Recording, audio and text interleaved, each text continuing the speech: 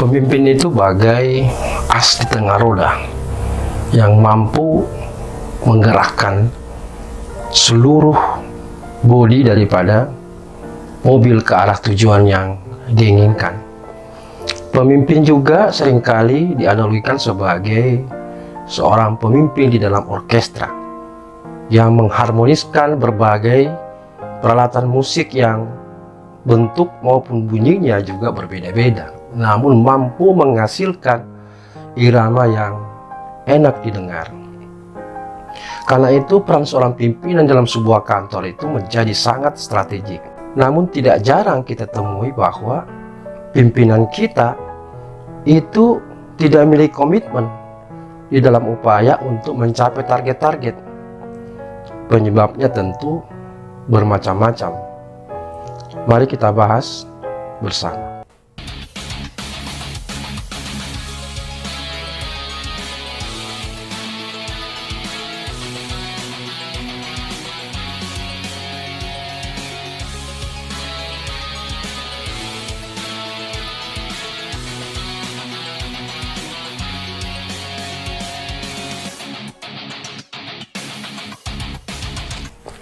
Tentu alangkah ruginya jika organisasi itu memiliki seorang pimpinan namun tidak memiliki komitmen, terutama dalam kaitan untuk mencapai target atau mungkin juga di dalam upaya-upaya organisasi untuk melakukan perubahan ke arah yang lebih baik dan dikehendaki oleh masyarakatnya.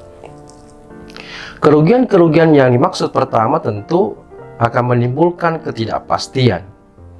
Karena tanpa komitmen dari pimpinan, maka rencana perubahan organisasi atau target organisasi mungkin tidak jelas atau tidak konsisten. Hal ini bisa menyebabkan ketidakpastian di kalangan pegawai tentang arah dan tujuan organisasi, baik dalam jangka pendek, jangka menengah, maupun jangka panjang. Karena itu peran pemimpin harus memberikan kesan kepada pegawainya bahwa kita firm untuk mencapai target atau perubahan yang diinginkan. Kerugian yang kedua adalah mengurangi motivasi pegawai.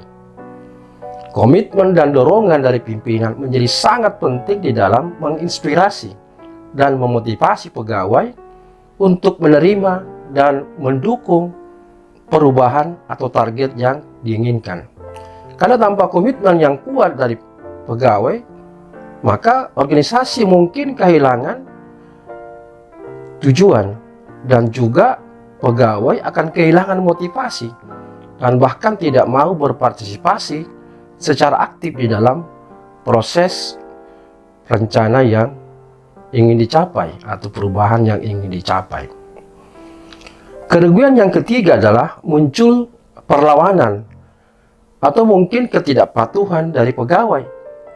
Pegawai yang merasa bahwa pimpinannya tidak berkomitmen terhadap perubahan atau target yang diinginkan mungkin akan menolak atau menghindari implementasi perubahan yang direncanakan atau target yang direncanakan. Pegawai juga mungkin merasa bahwa rencana atau perubahan tersebut tidak penting atau tidak relevan dan pada akhirnya mereka tidak menerapkan perubahan tersebut. Kerugian yang keempat adalah kehilangan kepercayaan. Jika organisasi tidak mampu beradaptasi dan mau berubah sesuai dengan kebutuhan lingkungan atau tuntutan masyarakatnya, untuk diharapkan mau berubah, maka organisasi itu akan dapat kehilangan kepercayaan dan bahkan kinerjanya juga akan turun. Ketidakmampuan untuk berubah dapat menghambat inovasi dan perkembangan organisasi. Kerugian yang kelima adalah peningkatan ketidakpuasan pegawai. Nah, jika pegawai merasa bahwa pimpinannya tidak berkomitmen terhadap perubahan atau rencana yang ingin dicapai dan seperti apa kebutuhan-kebutuhan yang diperlukan, hal ini bisa menyebabkan peningkatan ketidakpuasan pegawai. Hal ini tentu bisa berdampak negatif pada budaya organisasi, termasuk aspek produktivitas dan keloyalan pegawai terhadap pimpinannya. Dan ini juga bisa berdampak kepada loyalitas kepada organisasi di mana mereka bekerja.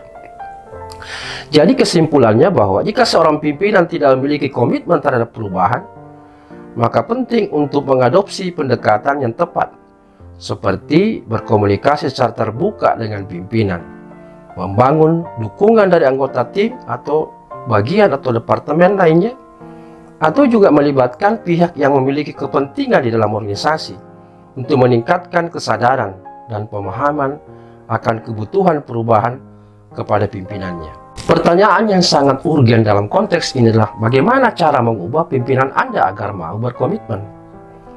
Tentu mengubah sikap seorang pimpinan yang tidak berkomitmen terhadap perubahan adalah tugas yang tidak mudah. Tetapi ada beberapa langkah yang bisa dilakukan untuk mencoba mempengaruhinya.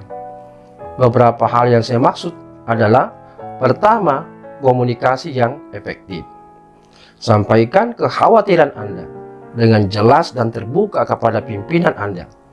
Jelaskan mengapa perubahan itu menjadi sangat penting dan bagaimana itu bisa memberikan manfaat bagi organisasi.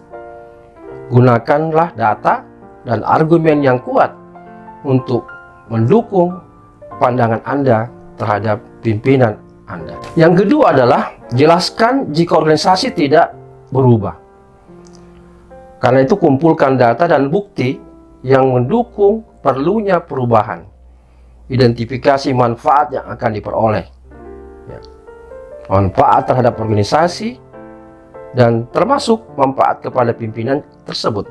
Jelaskan bagaimana perubahan tersebut akan meningkatkan kinerja, efisiensi, atau kepuasan kepada masyarakat jika berhubungan dengan pemberian layanan. Yang ketiga, dapatkan dukungan dari pihak lain. Ini cara lain yang bisa ditempuh. Karena itu cari pegawai atau pimpinan lain atau anggota tim lain yang memang mendukung perubahan dan mau bekerja sama dengan Anda untuk mempengaruhi pimpinan Anda. Bekerja sebagai tim dan memberikan suara yang kuat itu bisa memberikan tekanan tambahan pada pimpinan Anda untuk mengadopsi perubahan tersebut. Cara yang keempat adalah sertakan pihak yang terpengaruh. Karena itu kita bisa mengidentifikasi orang-orang yang akan terpengaruh oleh perubahan tersebut dan libatkan mereka di dalam proses dan dapatkan masukan mereka, beritahu mereka mengenai niat dan rencana Anda, dan tunjukkan juga bagaimana perubahan itu akan mempengaruhi mereka secara positif jika perubahan tersebut berhasil. Yang kelima adalah buat rencana perubahan yang terperinci. Karena itu cara kita adalah membuat rencana yang jelas dan terperinci tentang bagaimana perubahan akan dilaksanakan, termasuk langkah-langkah yang perlu diambil, sumber daya yang dibutuhkan, dan timeline yang realistis. Dan jelaskan rencana ini kepada pimpinan Anda dan tunjukkan bagaimana Anda akan mendukung implementasinya jika pimpinan Anda juga turut mendukung perubahan atau target yang ingin dicapai. Yang keenam adalah bekerja sama dengan pimpinan. Cobalah membangun hubungan yang baik dengan pimpinan dan kerjasamalah dengannya. Bantu mereka memahami perubahan tersebut dan berikan dukungan serta saran yang konstruktif.